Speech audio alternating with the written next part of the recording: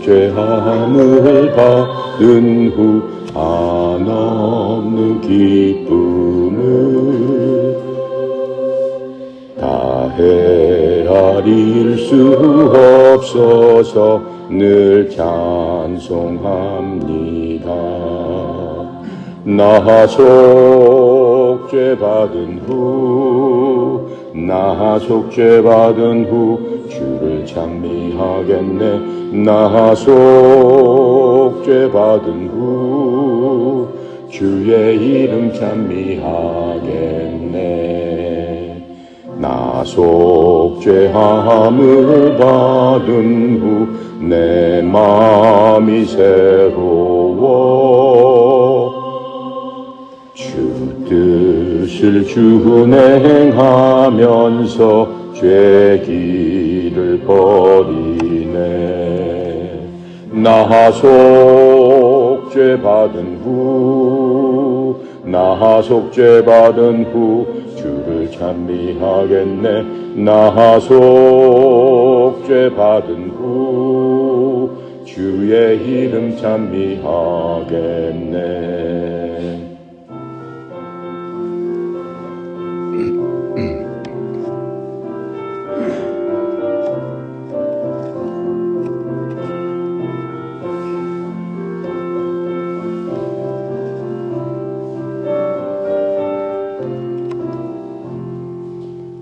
나 속죄함을 받은 후 성령이 오셔서 하나님 자녀 된 것을 곧 증거합니다. 나 속죄받은 후 주를 찬미하겠네.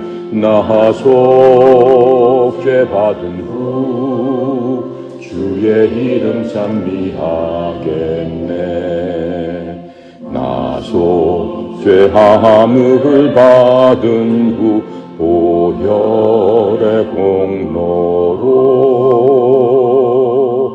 내 주의 은혜 입으니 늘 평안합니다. 나 속죄받은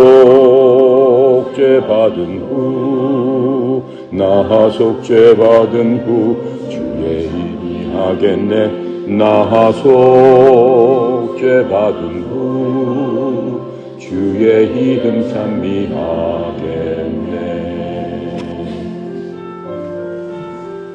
아멘. 누가복음 9장이었죠. 105페이지입니다. 누가복음 9장 105페이지 1절부터 6절까지 다시 한번 읽고 2절부터 시작하도록 하겠습니다. 찾았죠? 예수님께서 12 제자를 불러 모으사 모든 귀신을 제어하며 병을 고치는 능력과 권위를 주시고 하나님의 나라를 전파하며 앓는 자를 고치게 하려고 내보내시며 이르시되 여행을 위하여 아무것도 가지지 말라. 지팡이나 배낭이나 양식이나 돈이나 두벌옷을 가지지 말며 어느 집에 들어가든지 거기서 머물다가 거기서 떠나라. 누구든지 너희를 영접하지 아니하거든 그 성에서 떠날 때 너희 발에서 먼지를 떨어버려 그들에게 증거를 삼으라 하시니 제자들이 나가 각 마을에 두루 다니며 곳곳에 복음을 전하며 병을 고치더라. 예수님께서 누가는 의사입니다. 누가는 유대 사람이 아니에요. 누가는 그리스 사람이에요. 그리스에서 의사로서 직업을 갖고 있는 사람이에요. 병을 고치는 사람이에요. 기본적으로 의사들은 병자나 환자를 보면 불쌍한 마음을 갖고 있어요. 그래서 의사들이 그 마음이 굉장히 병원에 가도 그렇고 좀 따뜻하고 환자들을 불쌍하게 여기고 또 그 사람들을 고쳐주고 싶어하는 그러한 성품을 가진 사람들이 대부분의 의사라고 할 수 있죠. 이제 예수님께서 가버나움에 계시다가, 가버나움은 이스라엘 북쪽에 위치한 갈릴리 호수가 굉장히 크다고 그랬어요. 기장은 12km 혹은 10km가 되는 바다와 같은 호수입니다. 예수님이 그 갈릴리 호수 그 밑에 쪽에 있는 나사렛이라는 곳에서 30살까지 자르셨고, 갈릴리 지방에서 이스라엘 북부 지방이 그분의 고향이에요. 그분의 어머니, 그 의붓 아버지가 그 나사렛 사람이에요. 그래서 예수님도 당연히 베들레헴에서 태어나셨지만 당연히 어려서부터 그곳에서 30년 동안을 자라셨습니다.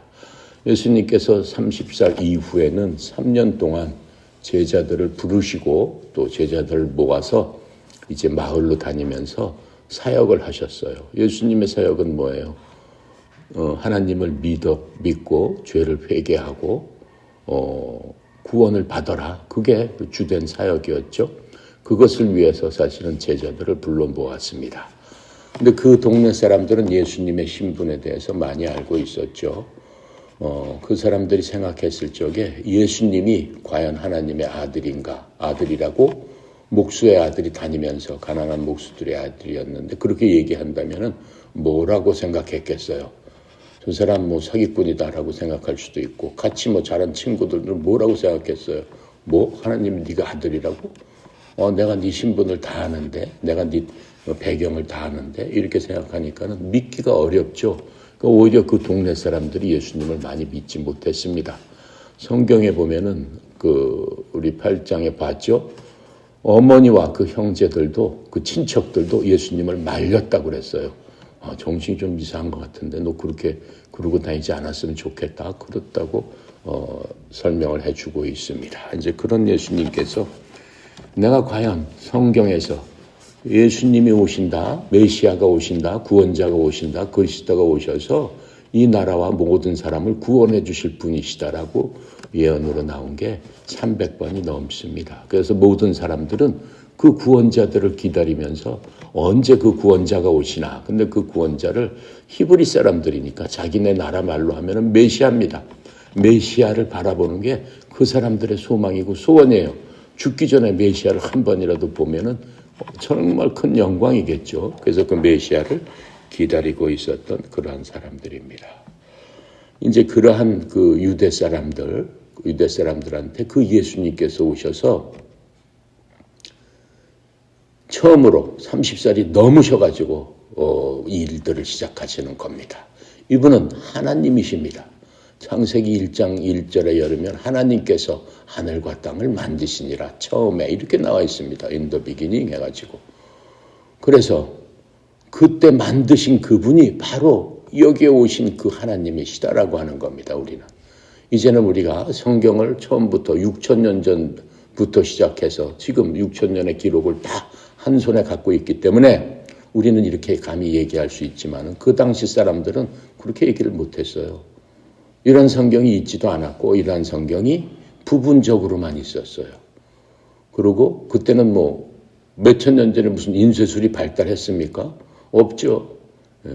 인쇄술이 나온 거는 1500년 쿠베르탕 그때 나왔기 때문에 그 전에는 일일이 한 글자 한 글자씩 하나님의 말씀을 대언하는 그 대언자들이 와서 얘기한 것들을 기록하고 대언자들이 또 기록해 놓은 그러한 것들을 읽을 수밖에 없었죠. 그러니까는 말씀이 얼마나 귀했냐라고 하는 거예요. 말씀을 듣고 싶어도 웬만한 사람 듣지 못했습니다.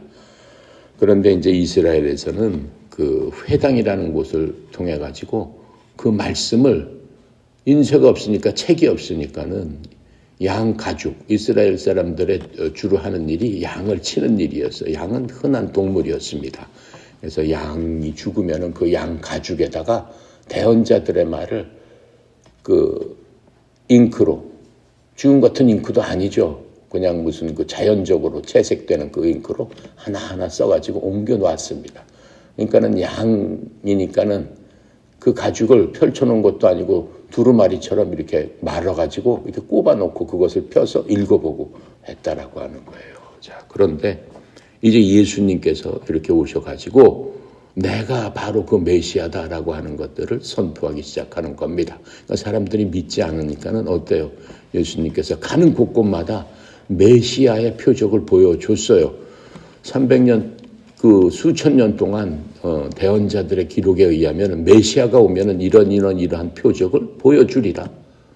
이렇게 말씀하신 그 말씀 그대로 사람들에게 표적을 보여줍니다. 그 표적이 뭐예요? 죽은 자를 살리고 병든 자를 고치고, 그렇죠? 그게 대표적인 표적입니다. 메시아가 이 땅에 오셨을 적에 백성들을 그렇게 해주는 것이 표적입니다. 예수님께서는 그 모든 일을 다 하셨어요. 그렇게 하시면서 무엇보다도 가는 곳곳마다 귀신 들린 자, 즉 귀신은 내가 없다고 그랬죠. 근데 성경은 분명히 귀신이라고 썼습니다. 근데 이거는 동양적인 사고로 귀신이라고 쓴 거죠. 서양적인 사고로는 뭐겠어요? 마귀겠죠. 마귀. 성경에서는 마귀겠죠. 근데 이제 동양 사람들은 그 마귀보다는 귀신에 익숙하니까 이렇게 귀신 이렇게 성경에 썼는데, 잘못하면 우리가 이 귀신이라는 말에 대한 우리가 정의를 확실히 갖고 있잖아요. 그렇죠? 샤머니즘적으로 생각해가지고 사람이 죽으면은 그 혼령이 떠다니면서 귀신이 돼서 원수도 갖고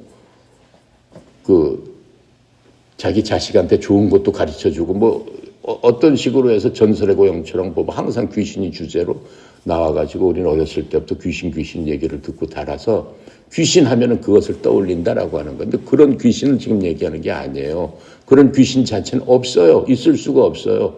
사람은 영혼 육으로 됐는데 죽는 순간 우리의 몸이 기능을 못하는 순간, 우리 몸에 기능을 못한다는 게 뭐예요? 심장이 멈추는 게 기능을 못하는 거죠.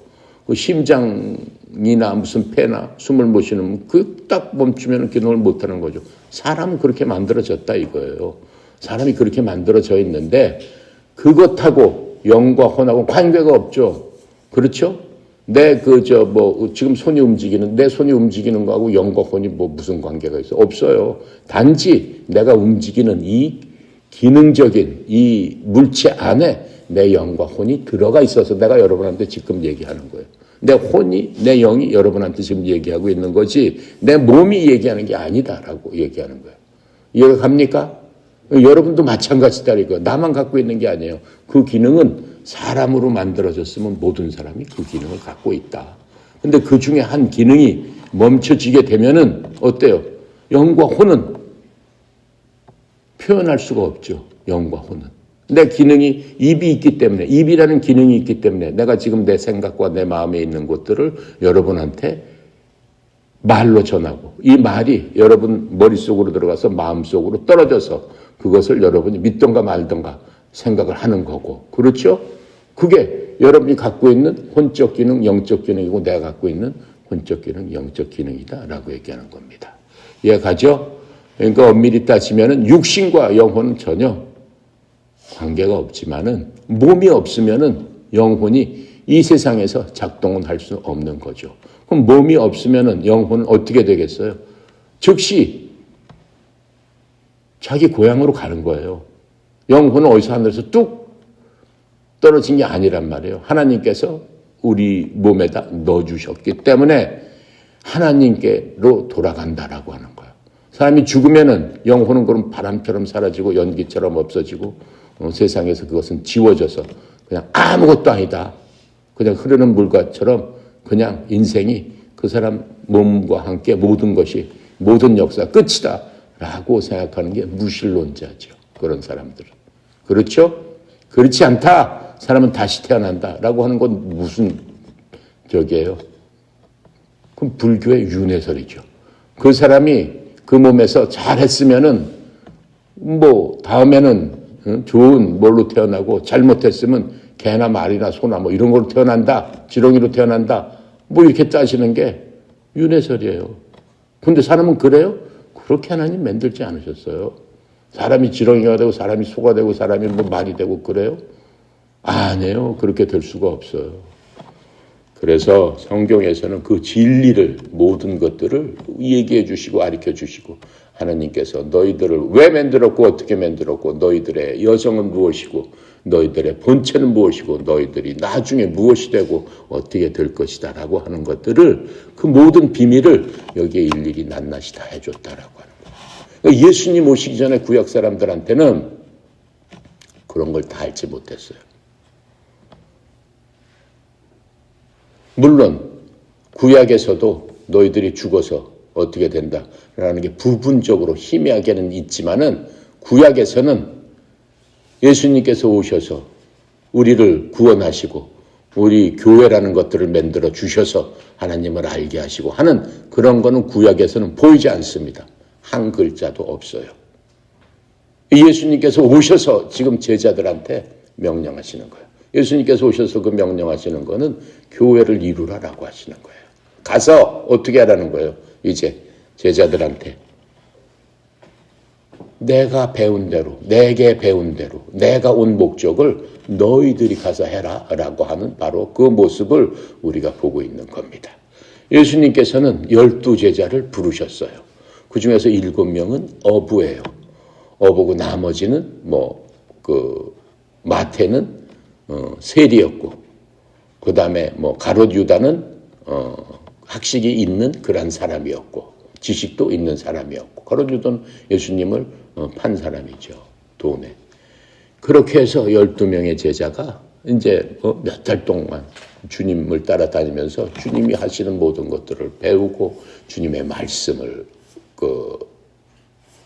받아들여서 주님을 믿게 됐습니다. 그래서 믿음으로 그 모든 것들을 지금 행하게 되는 것을 우리가 지금 보는 겁니다. 그래서 예수님께서 이 1절에 보니까는 12제자를 부르셨다고 그랬죠. 예수님께서 12제자를 부르셔서 모든 마귀를 제압하고 질병 고치는 뭘 주셨다고 그랬어요? 권능과 권위를 주셨다라고 하는 게 1절이었습니다. 지난 시간 권능과 권위에 대해서 상세하게 얘기했습니다. 근데 오늘 또 안 되는 사람이 좀 있으니까 잠깐만 얘기하겠습니다. 예수님께서는 생사화복과 모든 것들을 다 갖고 계세요. 예수님께서는 가장 뛰어난 의사이시며 사람을 만드셨으니까 말씀으로. 그러니까는 고치는 것도 하나님께서 고치기 원한다면 당연히 고치실 수 있는 거예요. 그것도 쉽게 고치실 수 있는 분이죠. 자, 그렇고 그러한 능력을 갖고 계시기 때문에 권능과 권위를 주었다라고 지난 시간에 얘기했습니다. 권능이라는 것은 파워입니다. 하나님 예수님의 힘, 고칠 수 있는 힘, 능력을 제자들한테 나눠주셨다라고 했습니다. 또 권위를 주셨다라고 얘기를 했어요. 권위는 뭐예요? 권위는 예를 들어서 권능은 바로 이렇게 보여줘서 힘으로써 나타나는 거지만은 권위라는 거는 예를 들어서 지난 시간에도 내가 얘기했지만 경찰이 차를 세우면은 운전자가 누구든 간에 높은 사람이든 낮은 사람이든 간에 그 말에 복종하는 거죠.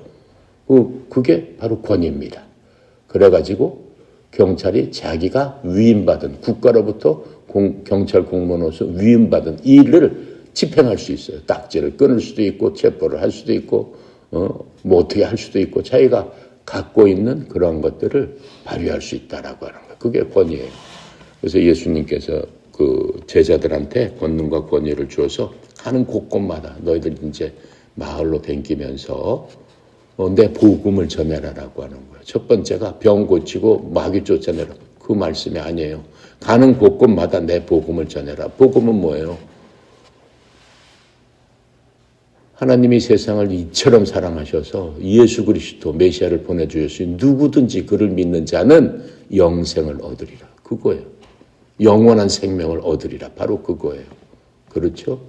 그러면서 예수님께서는 이제까지 유대인들이 갖고 있었던 모든 생각을 완전히 뜯어고치고 유대인뿐만 아니죠. 이방인들은 유대인들보다도 더 하나님에 대해서 모르죠. 이방인들은 자기 나름대로 자기네 신을 섬기는 그러한 시대였기 때문에 이제는 하나님이 어떤 분이시다라는 것을 전해라라고 지금 제자들한테 알려주는 겁니다. 그 무기로서 병을 고치고 마귀를 쫓아내라. 그게 증거다. 그게 하나님께서 나를 전령으로 보내신 증거다라고 알려주신 겁니다. 그래서 1절에서는 그 말씀을 하셨습니다. 그런데 1절에서 이제 보면은 예수님께서 마을로 다니면서 전하라고 그랬지 다른 나라로 가든가 뭐 고리 가서 전하라 그런 말씀하지 않으셨어요. 예수님께서도 이 땅에 살아 계실 적에 한 번도 외국을 나가지 않으셨어요. 갈릴리로부터 시작해서 예루살렘까지 왔다 갔다 하시면서 그렇게 다니셨지 뭐 다른 나라 가서 복음을 전 그런 거 하지 않으셨어요. 그러면서 너희들은 이스라엘의 잃어버린 양들한테 가라 이렇게 얘기했어요. 잃어버린 양들은 뭐예요? 성경에 보면 예수님은 목자입니다. 하나님은 목자십니다. 목자는 누구를 기르는 거예요? 양들을 기르는 겁니다. 그래서 모든 양떼를 기르는 목자가 양이에요. 근데 그 양을 뺏어가는 게 뭐예요? 이리, 늑대, 들짐승들입니다. 그래서 어떤 양들은 이리, 늑대, 들짐승한테 뺏겨서 잡아먹히기도 하고 뺏겼단 말이에요. 그 양들을 구하러 오셨다라고 지금 얘기하는 거예요. 그 영적인 얘기지만은 그것을 풀어서 보면 뭐예요? 예수님께서 예수님 안에 있는 모든 사람들, 원래 사람들은 예수님 안에 있는 모든 사람들, 하나님께서 만드셨으니까 다 예수님 거예요. 그런데 그 양들을 잡아간 사람들이 있더라라고 하는 거예요. 잡아가서 지 것처럼, 자기 것처럼 다루는 사람이 있었다라고 하는 거예요. 그게 누구냐? 바로 마귀 사탄이었다라고 하는 거죠. 그렇죠? 마귀 사탄. 뭘 통해서 어떻게 뺏어갔어요? 하나님의 양들을. 어떻게 다 뺏어갔어요? 뭘로 뺏어갔어요? 양이, 예수님께서 기르던 양이 그 울타리에서 빠져나오도록 유도를 했죠. 빠져나오도록. 맨 처음에 빠져간 양이 뭐예요? 처음 사람, 우리의 처음 조상, 아담과 이브입니다. 아담과 이브를 꼬셔내서 그 양을 예수님의 목초지에서 빼나가서 자기의 있는 곳, 그건 뭐예요? 더럽고 힘들고 어렵고 예수님 안에 있는 곳은 우리는 낙원이라고 하죠. 즐거운 곳에서 빼서 험하고 힘들고 어려운 데다가 양들을 놓고 어때요? 양들을 예수님은 잔잔한 초장 푸른 물가로 인도하시지만 이 양은 어떻게 해요? 험한 골짜기, 살기 어렵고 힘들고 어려운 골짜기, 간신히 생명을 붙이고 살아나가야 되는 그런 골짜기. 또 마귀의 말을 안 들으면 죽여버리는, 단호하게 죽여버리는 궁휼과 사랑이라는 건 전혀 없는 그러한 악한 목자를 따라서 가게끔 만들었다라고 하는 거예요. 그래서 모든 사람들 그 양으로부터 그곳에서 태어나고 새끼를 빼고 한 모든 그 양들은 어떤 환경과 처지에 있겠어요? 그 부모님과 똑같은 환경과 처지에서 살아갈 수밖에 없는 그런 자들이 됐더라라고 하는 거예요. 이해가 갑니까? 하나님께서 하늘에서 그 모든 것들을 어떻게 하셨겠어요? 보셨죠? 보시고 있는 거죠. 내가 만들어 놓은 그 좋은 곳에서 훔쳐간 그 마귀를 따라서 어리석게도 그걸 좋다고 살아가는 그 사람들의 모습을 보니까 하나님 어떠시겠어요? 안 좋으시죠. 하나님의 원수는 누구예요? 그렇게 뺏어간 마귀죠. 당연히 사탄이죠. 그게 하나님의 원수입니다. 하나님께서 없애버려야 할 원수는 바로 그거죠. 그 밑에서 신음하고 헤매고 어때요? 그냥 겨우 먹을 거 그냥 매일매일을 갖다 어려운 삶 속에서 그날 먹고 살고 사는 그런 어린 양들을 볼 적에 주님 마음이 너무 아팠죠. 너무 아팠죠. 그런데 하나님의 왕국에는 하나님의 법이 있습니다. 하나님께서 만들어 놓으신 법이에요. 그렇죠? 하나님의 만들어 놓으신 법이 있어요. 근데 하나님께서 만들어 놓으신 법은 굉장히 엄격해요. 무엇 때문에? 마귀하고 마귀의 졸개들 때문에. 굉장히 엄격한 법이에요. 그러면서 마귀하고 마귀 졸개들이 인간을 만들기 전에 먼저 하나님께 어떻게 했어요? 도전을 했어요. 도전을. 마귀하고 마귀 졸개도 애당초 마귀하고 마귀 졸개는 아니에요. 하나님께서 아름답게 만들어 놓으신 그러한 창조물들이었죠.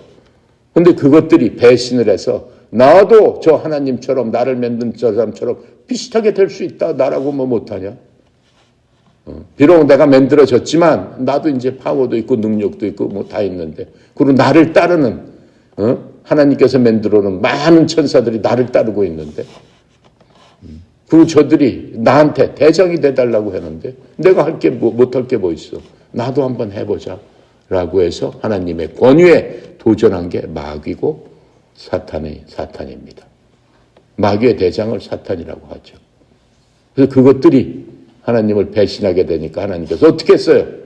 하나님의 집에서 천국에서 쫓아내버려서 어두운 공간에 있게 했습니다. 그게 바로 지금 우리가 만들어진 이 지구라는 그 땅이 만들어지고 별이라는 곳이 만들어진 그 우주 공간이었습니다. 근데 마귀는 애당초에 지구가 만들고 별이 만들어지기 전부터 거기에 존재하고 있었다라고 성경은 말씀해 주고 있는 겁니다.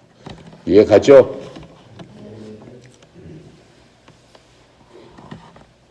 그런 일들이 지나고 얼마나 지났어요? 그런 일들이. 시작해서 그런 일들이 약 4,000년이 지났습니다. 4,000년이 지난 어느 날 하나님께서 그것을 계속 보고 계셨어요. 다 보고 계시죠. 저 큰 망대에서 내려보는 것처럼 그 밑에 하는 일, 시커멓게 하는 일들 다 보고 있어요. 사람들이 신음하고 마귀의 종이 돼가지고 어쩔 수 없어서 저거 하고 하는 거예요. 그 중에서도 몇 사람은 하나님을 믿는 사람이 있었더라라고 하는 거예요. 그 중에서도 몇 사람은. 성경에 나오는 몇 사람이에요. 몇 사람은. 근데 너무 사람들이 마귀의 졸자가 돼서 악하고 하니까는 하나님께서 어떻게 하셨어요? 다 죽여버리시는 일이 있었죠. 다 죽여버리시는 일이 있었어요. 그게 언제 있었던 거예요? 언제예요, 그게? 전부 다 죽여버렸어. 그리고 가만히 보니까 수억 명 중에 딱 8명 정도만 하나님을 믿어. 전부 마귀의 자식들이야. 싹 죽여버렸어요. 수억 명을 한꺼번에. 그게 무슨 사건이에요? 그렇죠. 노아라는 사람만 빼놓고는 싸그리 다 마귀의 종자가 돼가지고 그렇게 됐다라고 하는 거예요. 노아 8 식구만 살려주고 물을 통해서 전 세계를 다 하나님께서 만드신 그곳에 애당초 그곳은 물이었어요. 하나님께서 물을 모으고 하늘을 만드시고 땅을 만드신 바로 그곳을 애당초 있던 대로 물로 다 덮어버리셨어요. 그러니까 온 세상이 다 물이에요. 물로 된 거예요. 거기서 살아남을 자가 어디 있어요. 그런데 하나님께서 노아한테 너는 그거 살 수 있도록 방주를 예배하라 해서 배를 100년 동안 만들게 하셨어요. 산 꼭대기에다가. 사람들 다 미쳤다고 했지만은 노아는 하나님을 믿은 사람이니까 그 말씀대로 했습니다. 사람들이 다 조롱했죠. 야, 배를 바닷가에다 띄워야지 무슨 산 꼭대기에다 배를 면 저 완전히 또라이 완전 또라이네. 산 꼭대기에다 그래도 100년 동안 자기 아들하고 만들었어요. 어느 날 배가 완성됐을 적에 하나님께서 뭐라 그래요? 세상에 있는 모든 동물들 암수 한 쌍씩 전부 스스로 와라. 그 배 하나님께서 설계하신 배 다 한 땅씩 지들이 와서 다 타게 해서 동물들은 하나님께서 살려주시는 그 모습을 우리가 성경에서 볼 수 있습니다. 그렇게 보고 어떻게 했어요? 배가 40일간 오면서 이 세상은 물에 잠겨서 한 사람도 살아남지 못했습니다. 거기서 노아의 세 아들 또 며느리 그것을 통해서 지금 우리 종족들이 일어나게 된 겁니다.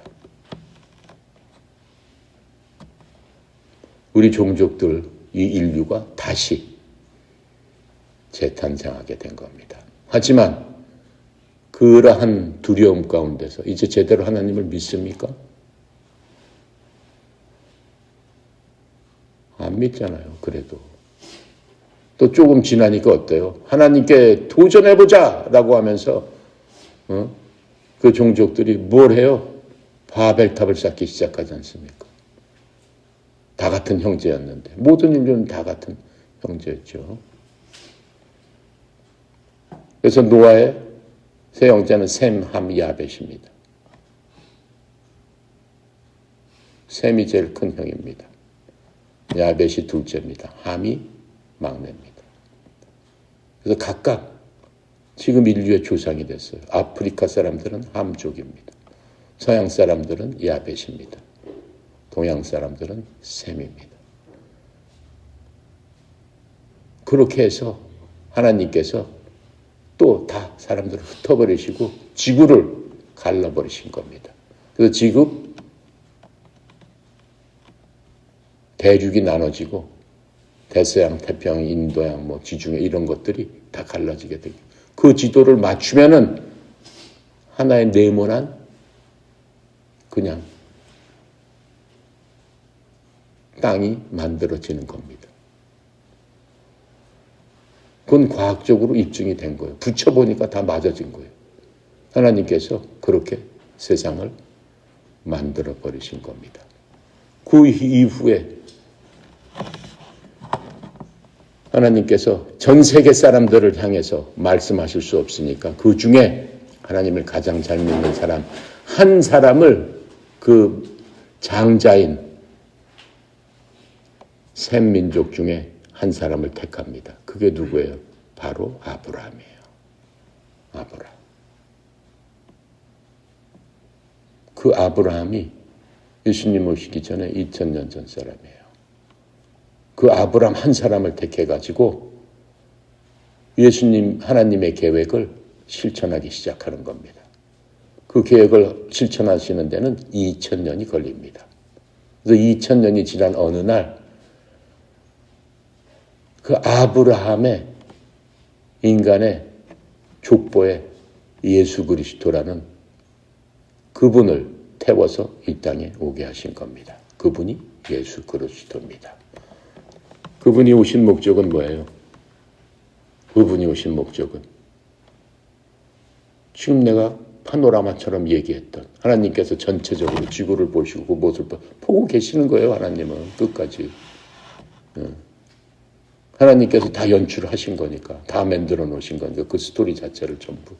그러면서 위에서 보고 계시는 거예요. 어떻게 하고 있는지. 하나님의 궁극적인 목표는 뭐라고 그랬어요? 하나님께 도전했던 무엇을 없애버리는 거예요? 마귀, 원수 마귀를 없애는 건 영적 존재예요.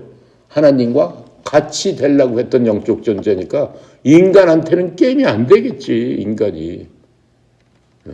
우리 인간은 하나님의 형상으로 만들어졌지만 하나님께서 만든 그 인간을 갖고 놀았잖아요. 수천 년 동안. 지금도 갖고 놀잖아요. 지금도. 갖고 논다는 거 어떻게 알아요? 우리가 늙어서 병들어서 죽는 거니까. 그게 갖고 노는 거란 말이에요. 그게 마귀의 가장 큰 무기란 말이에요. 인간을 죽이는 게. 생명이 몇 살이다 몇 살이다. 하나님은 그렇게 만들지 않았어요. 하나님이 만든 생명은 영원히 가는 생명이에요. 우리가 가장 건강할 때 그 모습, 그것보다 더 귀한 모습을 갖고 아름답게 영원히 가는 거예요. 늙질 않고.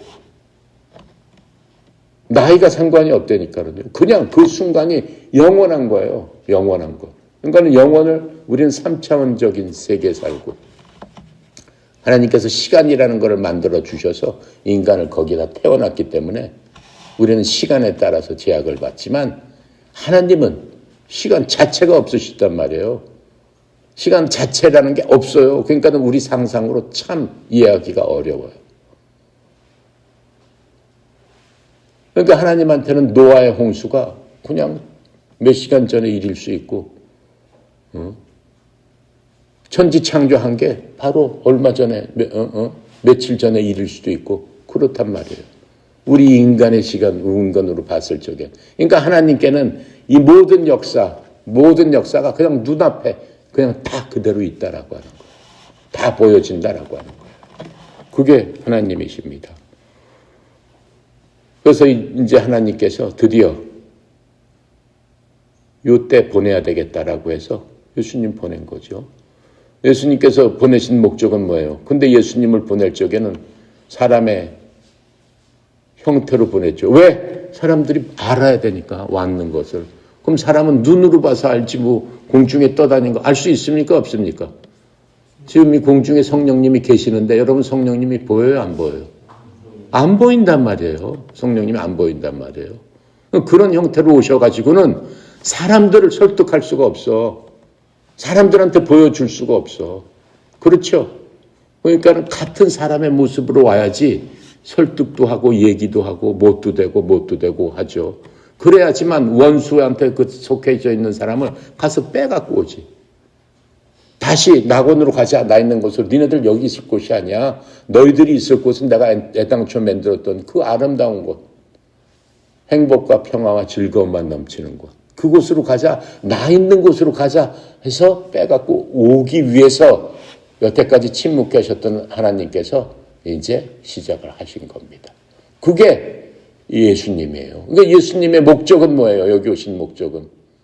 사람을 뭐 병을 고쳐주려고 오겠어요? 병 고쳐 소용없어요. 또 죽잖아요. 병 고치면 뭐 영원히 살아요? 예수님께서 죽은 자를 3명이나 고쳐주셨는데 그 사람 아직까지도 살고 있어요? 아니잖아요. 늙어서 또 죽었잖아요. 또 병들어서. 그게 인간이란 말이죠. 마귀한테 속해 있는. 그러니까 제자들한테 병 고쳐라 라고 하는 거는 큰일이 아니다는 말이에요. 임시 방편이다란 말이에요. 그게 온전한 목적이 아니란 말이에요. 그 사람들 어떻게 해야 된다는 거예요? 어떻게 해야 된다는 거예요? 우리가 죽지 않고 끝까지 살으려면 지금 이 땅에서 마귀의 권세가 없어져야 됩니다. 마귀가 사라지면 우리는 끝까지 살 수 있어요. 병이라는 것도 없어요. 세상에 병들지도 않아요. 공기가 어떻고 무슨 뭐 대기가 어떻고 식물에 병충해가 있고 매년 뭐 어떻게 돼가지고 산불이 뭐 어마어마하게 나오고 뭐 우리나라도 큰일 났잖아요. 미국도 이미 막 다 타버렸잖아요. 세상에 막 재앙이 넘치고. 그런 것들이 없어지려면 어떻게 해야 되는 거예요? 마귀를 없애버리면 되는 거예요. 마귀를 없애버리면은 하나님께서 만들어 놓으신 그 모습 그대로 있게 되는 거예요. 그대로. 그렇죠? 우리가 누가복음 그 7장에서 8장에서 그거 봤잖아요. 뭘 봤어요? 예수님께서 가시다가 풍파가 일어나고 막 파도가 일어나고 배가 뒤집히니까 어때요? 예수님께서 조용히 해. 잠잠해. 하니까 어때요? 바람이 잠잠해지고 바람이 그쳤다고 해서 파도는 잠잠해지는 게 아니에요. 바람이 그쳐도 파도는 일정 기간 계속 밀려오는 거예요. 근데 어때요? 파도도 그냥 잠잠해졌잖아요. 바로 그거다라고 하는 거예요. 하나님의 권세가. 그러니까 이 모든 것들을 치료하고 모든 것 정상되기 위해서는 예수님께서 하나님께서 무엇 첫 번째 없애야 되는 거예요? 하나님의 일을 방해하는 뭘 없애야 되는 거예요? 마귀를 없애야 되는 거예요. 완전히 소멸시켜버려야 되는 거예요. 그러니까 예수님께서 오신 목적은 뭐다? 뭘 하러 오셨다? 그렇지. 병자를 고치러 오신 게 아니에요. 더 이상. 이제 하나님께서 직접 오셨어요. 직접 오셔가지고 그래? 나한테 도전을 했어? 해보자. 마귀가 맨 처음에는 그래? 그럼 해봐야지. 그랬어요. 왜? 당신은 하나님이지만 인간의 몸으로 왔잖아. 나는 인간에 대해서 너무 잘 아는데 인간은 내 밥인데 모든 인간은 태어날 때부터 내 밑에 있는데 왜요? 원래 조상을 빼갔잖아요. 내가 설명한 거 이해가죠? 네. 그런 상황인데 당신도 사람 몸으로 왔잖아. 그럼 죽어야지. 당신이 죽는 순간 뭐야? 승리는 누구 거야? 마귀 거죠. 왜요? 하나님한테는 죽음이라는 게 없기 때문에. 죽일 수 있는 특권을 가진 것은 마귀의 가장 큰 권세다라고 하는 거예요. 그러면서 어떻게 해요? 예수님을 비웃죠. 예수님 오시자마자 예수님은 시험을 하잖아요. 산꼭대기에 데리고 가서. 뛰어내려봐. 40일 동안 밥도 안 먹고 물도 안 먹었으니까 만들어서 먹어. 너 하나님이라며. 너 할 수 있잖아. 마귀는 안다고 그랬어요. 예수님 오셨을 때 가장 먼저 한 게 마귀라고 그랬어요. 그러니까는 하나님의 특성에 대해서 시험을 합니다. 네가 인간의 몸으로 입고 왔는데 뭐 별 수 있겠어? 100% 인간인데. 내가 장난 놀았던 인간하고 똑같지. 근데 하나님께서 어떻게 해요? 그 모든 것들을 이겨요. 뭘로 이겨요? 권위로 이기는 거예요. 지금 여기 말했던, 그렇죠? 제자들에게 파워하고 오소리티, 권위를 주시고 가서 복음을 전해라. 이렇게 마셨던 그 권위로 이기는 거예요. 그 권위는 뭐예요?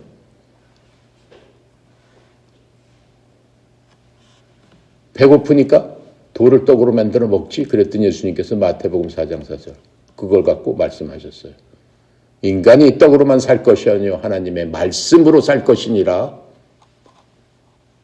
하나님의 말씀을 갖고 말씀의 검으로 마귀를 쫓아냈어요. 마귀가 꼼짝 못하는 거예요. 하나님의 권위에 대해서. 그리고 세 가지를 갖다 전부 하나님의 말씀으로 마귀를 물리치는 겁니다. 그래서 말씀은 성령의 검이다 라고 성경은 얘기하고 있습니다. 예수님뿐만 아니라 우리한테도 하나님께서 주신 게 말씀의 성령의 검으로 마귀를 물리쳐라. 마귀를 대적해라. 하나님께서 이 땅에 오셔서, 예수님께서 이 땅에서 오셔서 하신 것은 우리한테 보여주시는 샘플이 돼서 우리가 예수님 닮아가는 그러한 것들을 원하시는 분이 바로 예수님의 능력이십니다. 그래서 예수님께서 이 땅에 오셔가지고 제자들을 모시고 자기 일을 대신할 수 있는 그 제자들을 모시고, 예수님의 계획은 뭐예요? 이 땅에 영원히 너희들하고 있는 게 아니다라고 하는 거예요. 단지 3년만 있다가 난 간다. 33살에 예수님은 돌아가시잖아요. 운명하시잖아요. 그렇죠? 뭐만 운명하시는 거예요? 인간의 육신적인, 물질적인 것만 잊고 있다가 그냥 벗어버리시고 본인의 어디로 가시는 거예요? 집으로 돌아가시는 거예요. 애당초. 그게 하나님의 계획이란 말이에요. 그래서 그 계획을 하시기 위해서 제자들을 3년 안에 훈련을 시켜야 될 거 아니에요. 자기가 가면은 어떻게 해요? 다 양들을 또 버리고 가는 거잖아요. 근데 그 마귀한테 뺏겼던 양들을 다시 찾으려고 지금 오신 거잖아요. 찾기 위해서 3년 동안 열심히 보여주시고 나를 따라라, 나를 믿어라 라고 하시면서 내가 진짜 메시아고 내가 진짜 하나님이다 라고 하면서 12명의 제자들을 애끼시면서 이 12명의 제자들이 세계를 바꿔야 되는 거고, 이 세계 전 세상에 마귀 새끼가 된 그 하나님의 자녀들을 구출해내야 된단 말이죠. 그러니까 어마어마한 사명을 갖고 12제자가 사실은 픽업이 된 겁니다. 불행하게도 그 중에 한 명은 또 하나님을 팔았죠. 그게 인간의 본성이란 말이에요. 하나님까지도 팔 수 있는 게 마귀의 얼마나 큰 권능이냐라고 하는 거예요. 하지만 궁극적인 승리는 누구한테 있는 겁니까? 하나님께 있는 거죠. 예. 그렇게 잠시 하나님을 팔았지만 가룟 유다는 어떻게 했어요? 쥐가 자살해서 죽었어요. 후회하고. 나머지 제자들은 어떻게 했어요? 열심히 가서 복음을 전하면서 세상을 구출합니다. 지금 세상 구출했잖아요. 예. 전부 다 구출한 건 아니죠. 80억 명 중에 지금 그리스도인이 몇 명이에요? 몇 명쯤 되는 것 같아요? 불과 얼마 안 돼요. 80억 명 중에 전체 그리스도인이 한 15억 명 정도나 20 몇 %밖에 안 돼요. 우리나라도 어때요? 1300만 명까지 있었는데 지금 어떻게 줄어들었어요? 900만 명. 그거밖에 안 돼요. 왜요? 마귀가 그만큼 득세를 하기 시작했다라고 하는 거예요. 그건 무슨 뜻이에요? 종말이 가까웠다라고 하는 겁니다. 종말이 가까워지면은 마귀가 더욱더 발버둥쳐서 더욱더 기승을 부리면서 다시 사람들을 미혹하고 사람들을 뺏어오려고 한다라고 하는 겁니다. 그래서 오늘은 2절에 하나님의 왕국을 선포하며 병든 자를 고치게 하려고 그들을 보내시며 그 얘기입니다. 왜 왕국을 선포해야 되는지 내가 장황하게 얘기했지만은 그게 사실이에요. 그 그림이 사실이에요. 이해가 가요? 네. 기도하고 마칩니다. 감사시오 거룩하신 하나님, 하나님의 은혜 영광을 찬양합니다. 주님께서 참으로 하나님이십니다. 이 땅에 오셔서 그 하나님께서 우리를 만드시고 우리의 모든 것들을 하시고 우리의 모든 것들을 주관하시고 우리뿐만 아니고 세상의 모든 것까지도 하나님의 손에 있으면서 우리의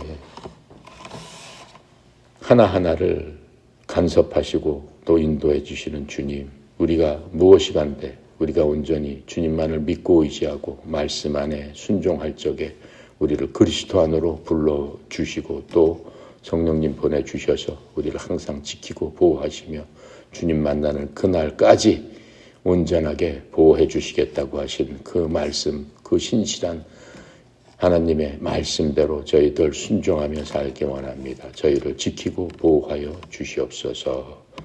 특별히 우리 협회 에어로빅하는 또 힙합하는 우리 선수들 주님께서 달란트를 주셔서 달란트를 통해서 하나님의 영광을 드러낼 수 있도록 주여 사랑하는 하나님의 형제 자매들 마음 속에 하나님에 대한 헌신과 하나님에 대한 믿음과 하나님에 대한 사랑으로 차고 넘쳐서 주님과 함께 그리스도 안에서 동행하는 그러한 삶을 살도록 도와주시옵소서.